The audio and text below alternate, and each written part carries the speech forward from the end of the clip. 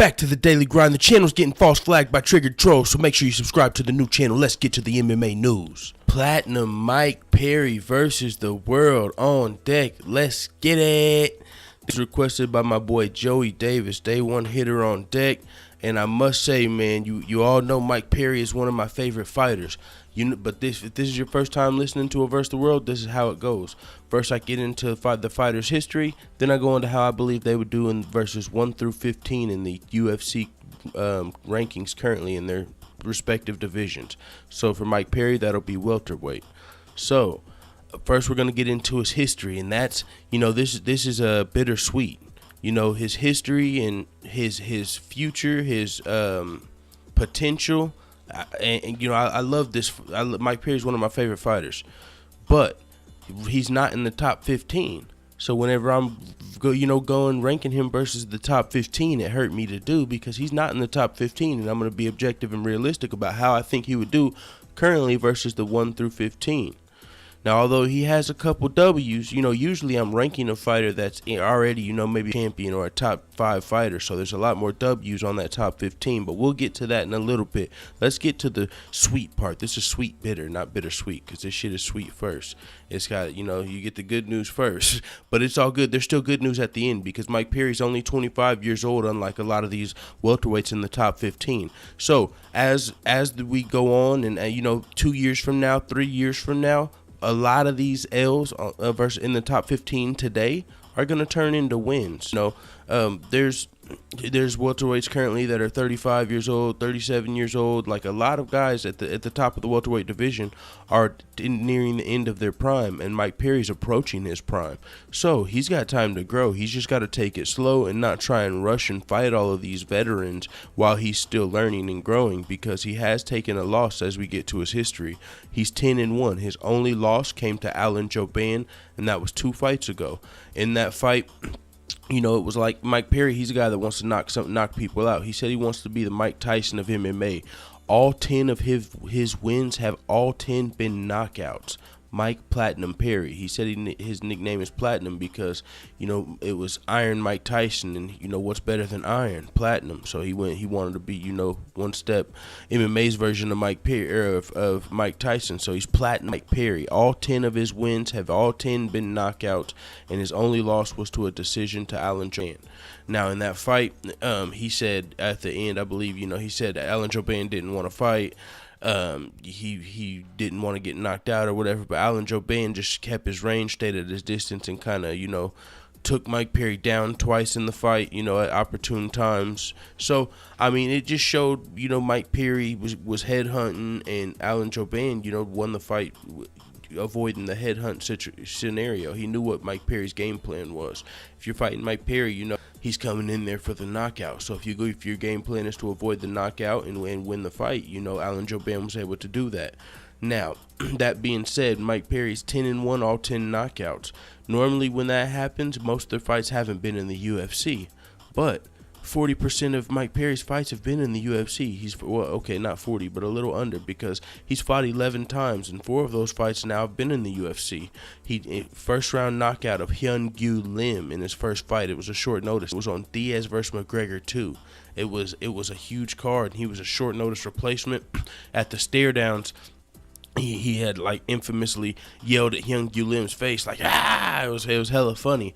But he was just so much shorter than Hyun-Gyu Lim. It was interesting. It was like, wow, this dude, it looked like Hyun-Gyu Lim was towering over him. And then the fight starts, and in the first round, he just fucking knocks Hyun-Gyu Lim out. He knocked him out. I believe it was like an overhand right. I know it was an overhand, but because he was so tall, and he just took him out off his fucking feet. It was a good fight, and it put Mike Perry on my radar. His first fight in the UFC. I was like, holy shit, that guy. I'm looking forward to that guy. That made him 7 fights, 7 fights undefeated, 7 knockouts straight. And then he went on to fight Hot Chocolate Danny Roberts. It was a fucking brutal fight. He got the knockout with the knee and punches in round 3, and it was a good fight. And Mike Perry, he did some damage to Danny Roberts that fight. At the end, Danny Roberts like went to the hospital. Mike Perry put it like on his Instagram and was like, "I'm not making fun of the fact he went to the hospital. I'm just showing the damage I do to these guys when they get in the ring with me." And so then he fought Alan Jouban, and that's when Alan Jouban beat him. It was UFC on Fox, Van Zandt versus Watterson, so it was a big card.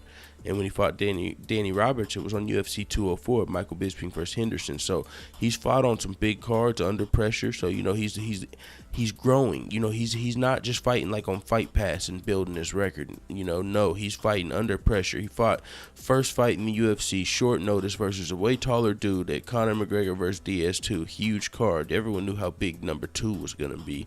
Then he went on to fight Bisping Henderson too, fought there, won the fight, another knockout, 8 knockouts straight. Then he lost to Alan Jouban via decision, and that kept him out of the top 15, which might have honestly been good for his career's trajectory, because if he would have won that fight, it would have put him into the top 15, and he would have started having to fight the top 15 right now. Him losing that fight allows him to fight a couple more unranked guys and train longer and train and build his skills as the top end of the guys fall out of their prime. He goes into his prime. Once he's 28, he's for sure going to be a top 10, top 5 guy in this division. Right now, he's only 25. He fought Jake Ellenberger after Alan Jouban, and to this day, that's still knockout of the year, in my opinion. We had fight of the year in Justin Gaethje versus Michael Johnson. Knockout of the year for sure. Mike Perry's fucking elbow over Jake Ellenberger. It was so nasty. It was vicious. It was vicious. It was a good fight, Jake Ellenberger versus Mike Perry. Mike Perry finished the deal, though.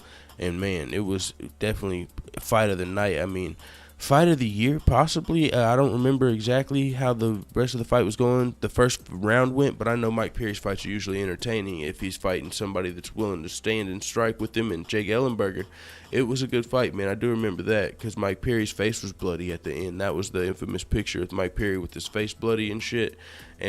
But the knockout was the most vicious part, though. So he's coming off of another knockout, which was his 10th knockout, 10 wins in his career. He's 10-1. So next he's fighting Thiago Alves, September 16th, Pittsburgh. I believe it's the Luke Rockhold David Branch card. I'm looking forward to that fight. Mike Perry's definitely one of my favorite fighters. I'm going to be rooting for him for sure versus Thiago Alves. I mean, I'll have to do a little more knowledge on Thiago Alves' most recent fights and stuff. I know he's took some L's, but I just gotta, before I make my predictions there. But I'm gonna be rooting for Mike Perry. I know that's for sure. Mike Perry's one of my favorite fighters, and win or lose, I'm fucking rolling with this dude till the wheels fall off. So even if he was to lose a fight or two, I'm still gonna be looking forward to his career in the UFC. Just for the next few years, because like I said, even if he loses 2 times, then that gives him 2. He'll for sure be able to fight. He won't. I don't know. He won't get thrown to the wolves. Is pretty much what I'm saying. So I think as long as Mike Perry can stick around in the UFC for the next 2-3 years, he's gonna be one of the top guys in the division.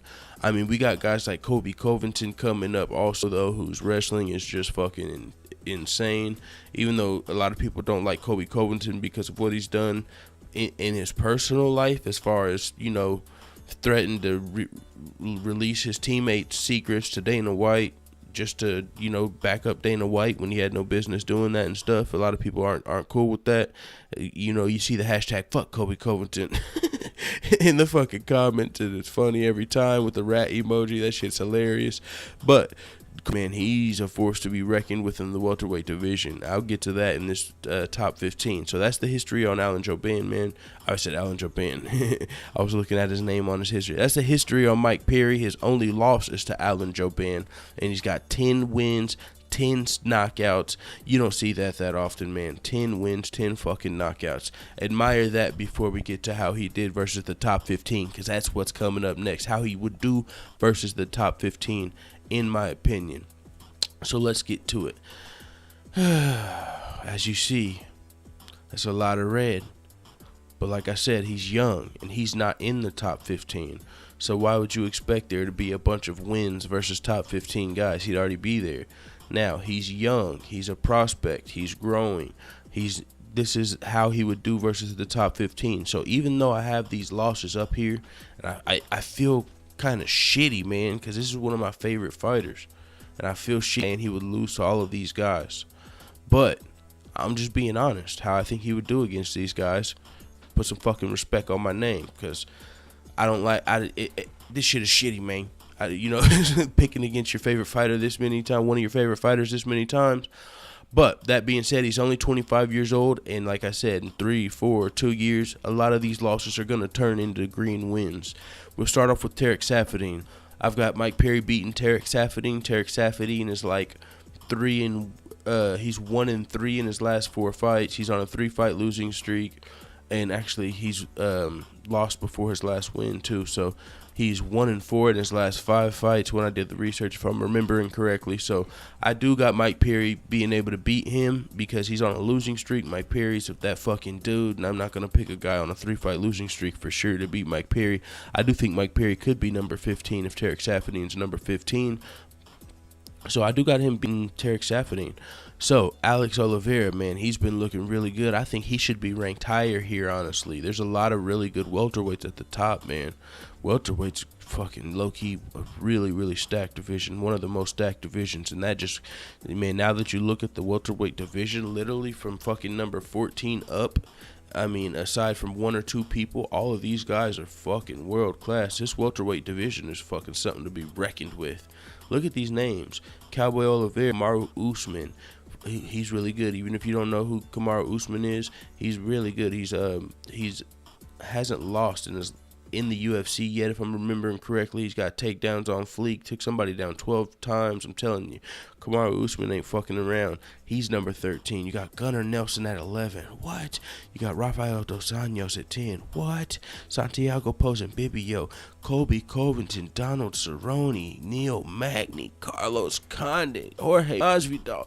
Holy shit, look at this entire top 15. That just makes you have to put respect on Tyron Woodley's name a little bit more, just thinking he's the king of this division. All of these guys are fucking killers, and none of them are really fucking with Tyron Woodley. Whew. Damn, look at that division. So that makes me feel a little less bad for this Mike Perry versus the world, because these guys are fucking killers. And it's because they've been around for a while. Like I said, a lot of these guys are 35, 37, 32.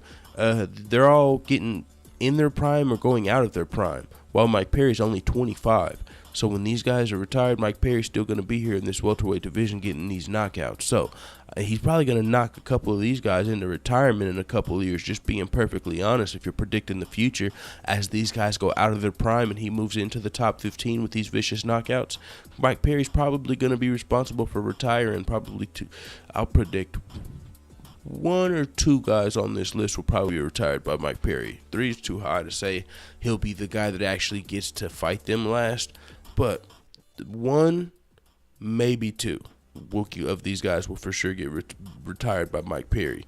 So with that being said, Alex Oliveira, Cowboy Oliveira, he's a fucking beast, man. Moved up to welterweight. He's been on a winning streak at welterweight. He had a no contest versus Tim Means, came back, got the W, and then he came out and won again. Who's his most recent win up, if I still have the page? Yeah, I do. Okay, so Alex Oliveira, man, I think he should actually be higher. I think he's 33 years old. Like I said, a lot of these guys are heading out of their prime, but this dude is on a win streak, man. It was a no contest versus Tim Means. Other than that, he's 4-0 in his last 4 fights, not counting the no contest. And then before that, he had a loss to Donald Cerrone, and Donald Cerrone won the Cowboy fight. But before that, he was on another 3-fight winning streak, and he's been in the UFC since 2015. Damn, he's only been in the UFC. Holy shit! Oliveira fought 4 times in 2015, 4 times in 2016. Holy shit! He's only been in the UFC since 2015, and he's already fought fucking 10 times in 2 years. Wow. And he's already fought 2 times in 2017 since July. Holy crap. Cowboy Oliveira is that dude. Hell yeah, he needs to be ranked higher. I did not know that, man. He's 1, 2, 3, 4, 5, 6, 7. 7-1 in his last 8 fights. All in the last 2 years. On top of fucking... Holy crap, yeah, I didn't even know that, man. fucking put respect on Cowboy Oliveira's names. He beat Will Brooks, former Bellator champion, wrestling standout pretty much. Will Brooks, you know, he's a guy that likes to wrestle, but he was injured in the fight. But Alex Oliveira, there was bad blood there. He beat Will Brooks, went on to get a no contest versus Tim Means. Came back to beat Tim Means round 2 submission. Then he TKO'd Ryan LaFleur at home in New York. Cowboy Oliveira is definitely shooting up these rankings, and I definitely would have him beating Mike Perry today. Down 3 years, 4 years, I might have Mike Perry. But as of right now, man, Cowboy Oliveira, these people doing the rankings, damn, this division is just so stacked. Holy crap. It's good to see somebody that's 30. I didn't realize, man, who's the last person that was 33 years old? Cowboy. But damn, both of the Cowboys are literally active. Bro, I just thought about it. The other Cowboy is the guy you would say, I said, who's another person that's 33 years old that fights as much as Cowboy Oliveira? And then you think, Cowboy Cerrone. The fucking Cowboys are getting on that fucking horse and riding to these motherfucking fights. Let's get it. Holy, that's how active he was. That should be talked about more. 10 fights in the last 2 years since 2015. He fought 4 times in 2015, 4 times in 2016, and 2 times in 2017 in just till July. So he's probably going to be ready to fight. He'll probably fight 3 times in teen. He's probably resting, spending some of that damn money. He's been fighting too much and training too much to spend his damn money. Holy crap, Cowboy Oliveira. I'm looking forward to his next fight for sure. With that being said, I got Cowboy Oliveira beating my boy Mike Perry. Kamaru Usman. Now, this one was tough. I mean, I don't know much about Kamaru Usman. I've did a little research on him recently, and I realized, you know, he's just like, he's got really good wrestling. So it would be kind of hard for Mike Perry. We haven't seen his wrestling tested as much, but he fucking knocked this guy out before he gets a chance for the wrestling. You know what I'm saying? I mean, Alan Jouban took Mike Perry down a couple times, so I'm thinking for sure Kamaru Usman, I'm pulling up his stats right now, but to see exactly who it was he took down 12 times. But I mean, I've just seen his wrestling on point, and he's undefeated in the UFC. On top of that, if I'm remembering correctly, he's 10-1. Kamaru Usman is 10-1 right now. Mike Perry's 10-1 right now, but Kamaru Usman, he's let's see who he's fought. They have the same record. That is very interesting. Kamaru Usman has a win over Leon Edwards. Okay, and he's had a lot of fights in the UFC as well. So he beat Haider Hassan, the Ultimate Fighter finale. Moved up to fight Leon Edwards, who's actually pretty good. He took Leon Edwards down 6 times. He took Haider Hassan down 6 times. He fought Alexander Yokolev, took him down 5 times. Fought Warley Alves, took him down once. Okay, it wasn't him, took someone down 12 times. Okay, that was Kobe Covington I was looking at. But still, in all of his fights, he's scored takedowns and hasn't been taken down. He's scored 6 takedowns twice, 5 takedowns, and in his most recent fights, where he's just moving up in competition, he's still scoring takedowns. On top of that, in his last fight, he outstruck his opponent 90-27. Before that, 71-25. Before that, 41-8. So he's just literally dominating guys every facet of his fights, and that's Kamaru Usman. That's not just, coming for the knockout. That's overall fighting. So he's ranked 13, and I believe it's for a reason. I believe even though they have the same record, Kamaru Usman has faced a little tougher competition and won his fights in a more overall way. You know what I'm saying? Mike Perry, he's the guy with the puncher's chance, but you just have to question his overall game, even though he did just say he got a purple belt in jiu-jitsu, and we do know he has a black belt with those hands. But what about the wrestling? I'm sure his wrestling is better than people think, but I'm just saying, Kamaru Usman, he's proven it, and that's the thing about getting knockouts. It's like people question you. That was the problem with Conor McGregor. He was knocking all these guys out, and people were like, well, what about your wrestling? And you just have to. Mike Perry's gonna have to knock out somebody like Kamaru Usman or Kobe Covington, and then people are gonna say, okay, we just need to shut the fuck up. You can't question Mike Perry. But until he knocks out one of these wrestlers like Conor McGregor did against Chad Mendez and then Eddie Alvarez, he's gonna have those questions by critics. So, I'm a huge fan of Mike Perry, and I know, but for some reason, I know there's a lot of people that don't like him. I don't know if they think he's a white guy that tries to act black or whatever, but I've seen people that just don't like Mike Perry, or maybe they just think he's knocking guys out and he hasn't been tested by a wrestler. I don't know what it is, but I'm a fan of Mike Perry. I'm a fan of people like this though. You know what I mean? But not even just because of that. I do relate to Mike Perry and shit, and I see where he comes from. I know people like Mike Perry.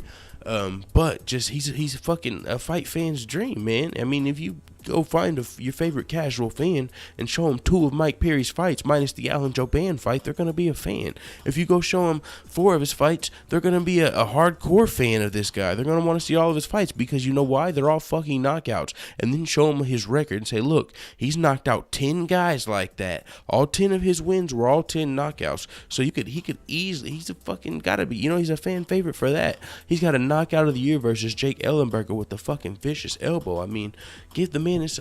I don't know what. I mean, if you're hating on him, it's kind of like the Conor McGregor thing. And in that way, he's already compared to Conor McGregor because he motherfucking sleeps dudes. That's what he's known for. People question his wrestling. People question Conor's wrestling. But he's got time to work on that. He's only 25 years old. So Mike Perry, he's the young Conor of the motherfucking welterweight division.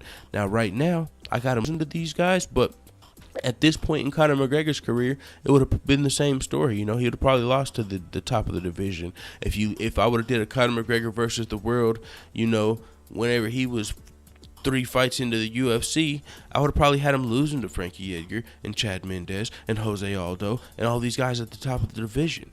And that's what's going on here. Now, in 3 years, Conor McGregor's got wins against the whole division, and that could be the same thing here. In 4 years, when I'm doing a Mike Perry versus the world, and he's fighting for a number 1 contender fight, it'll probably be all wins. So this is just, we're lucky enough to get to do a versus the world early in someone's career, and that's what this is. So that's pretty awesome. With that being said, let's move up from Kamaru Usman, who, like I said, he's impressive. His wrestling's impressive. His striking is impressive. He's on a winning streak, undefeated in the UFC, and he's 10-1. So they're the same 10-1, but I do think Kamaru Usman would win the fight. But there's no problem with that. Kamaru Usman, he's a guy. I mean, once Mike Perry's wrestling defense is on point, he might fucking knock out Kamaru Usman. And Kamaru Usman's 30 years old, so he's 5 years older than Mike Perry. So I mean, let's get it. Mike Perry's next. Who's next in the top 10? We got. I'm not looking. Okay, there it is. We got Dong Hyun Kim. Now we got a win. We got another win for Mike Perry in my books.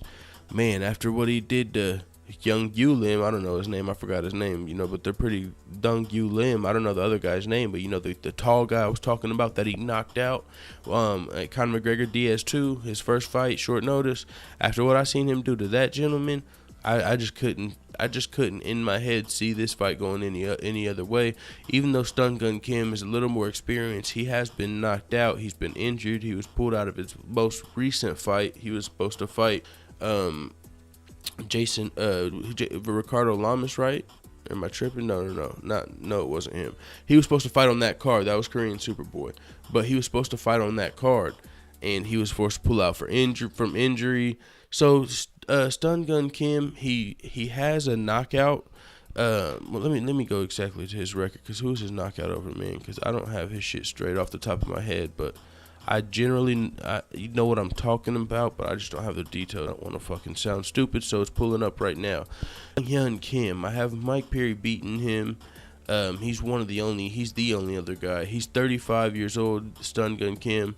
So he's a little bit outside of his prime, in my opinion, on top of, he just had to pull out of a fight with the injury. He just fought Kobe Covington. Kobe Covington outstruck him and took him down 8 times. Before that, he beat Tarek Safadine, and before that, he knocked out Dominic Waters. But he hasn't been able to be very active. He fought 1 time in 2016, 1 time in 2017, and he had to pull out of another fight in 2017. So I think Mike Perry would be able to touch him here, because I mean, in Dun Hyun Kim's fights, he usually, if he doesn't knock the guy out, I mean, he's got outstruck. Like even versus Tarek Safadine, when it was a split decision, and that was his, he's fought 2 times in the last 2 years, and one of them was a split decision versus Tarek Safadine, and in that fight, he got outstruck 52-36 on the sheet. I don't remember watching that fight off the top of my head, but Kobe Covington also outstruck him on top of 8 takedowns. And I mean, he's just a little bit outside of his prime, while Mike Perry's moving into his prime. And I seen fucking Mike Perry take his boy out. I don't even know if that's his boy, but you know what I'm saying. If this fight was scheduled, I would just see Mike Perry screaming in his face and just fucking getting the job done. And Mike Perry's one of my favorite fighters. I got to get him another win in this top fucking 15, and I think this would be the one. Stun Gun Kim, he's on the lower end of the top 15. He's 35 years old, on the coming off of some would say 2 losses. It was a split decision versus Tarek Saffiedine, and I mean, looking at the scoreboard, he only had one more takedown than Tarek Saffiedine, and he got completely, outstruck. I don't know, maybe he dropped Tarek Saffiedine or what, but it was a split decision. So other than he got dominated, it's looking like by Colby Covington. So I just think Mike Perry would be able to land one of those bombs. I mean, and that's one of the thing about Mike Perry against all of these guys. Even though they would be the favorite, Mike Perry's got the chance of landing the shot. So he's what they call a puncher's chance versus all of these guys. Any of these guys that's ever had their chin tested, Mike Perry can do it. So with that being said, we're on to the losing streak, starting with Gunnar Nelson. I mean, the rest of these guys are just so experienced, man. Gunnar Nelson, he lost his last fight via TKO, but it was because he got poked in the eye 4 times in the total of like fucking 80 seconds before the knockout came, and that was to Santiago Ponzinibbio. And then Rafael Dos Anjos, man, he's been a champion. He's been 2 divisions. He's looked good at welterweight, undefeated at welterweight so far. If I'm not mistaken, I think I had that pulled up. I just looked at all these guys' record because I was trying to see if I could give Mike Perry any wins in the top 15. So I was literally looking at all of these guys' fucking resumes and shit, doing the research. So I've got Rafael Dos Anjos beating him, Santiago Ponzinibbio, who's 25-3. I mean, I think he could probably beat Mike Perry today. Mike Perry could fucking knock any of these guys out, like I said, but Colby Covington, I think he would wrestle fuck Mike Perry for sure. That's what he would go for. He'd take him down probably 8 times like he did Stun Gun Kim, or 12 times like he did the last dude. Colby Covington, man, you look down his resume, he takes fuck motherfuckers down. His wrestling's on fleek and shit. So Colby Covington, man, if Mike Perry could knock out Colby Covington, he'd be one of the best fighters, just because, like Conor McGregor, they could skyrocket him to the top. Like, he knocked out a fucking wrestler. This is that dude. And then, like if Mike Perry fought Tyron Woodley, he would definitely be a underdog. But if he lands that shot, he's the champion, like Michael Bisping. Mike Bisping, hey, it could happen. So with that being said, Colby Covington, I got beating Mike Perry today. I feel bad about all these losses, but remember what I said. All of these could turn into wins. 3 years from now, 4 years from now, all of these losses will probably be wins.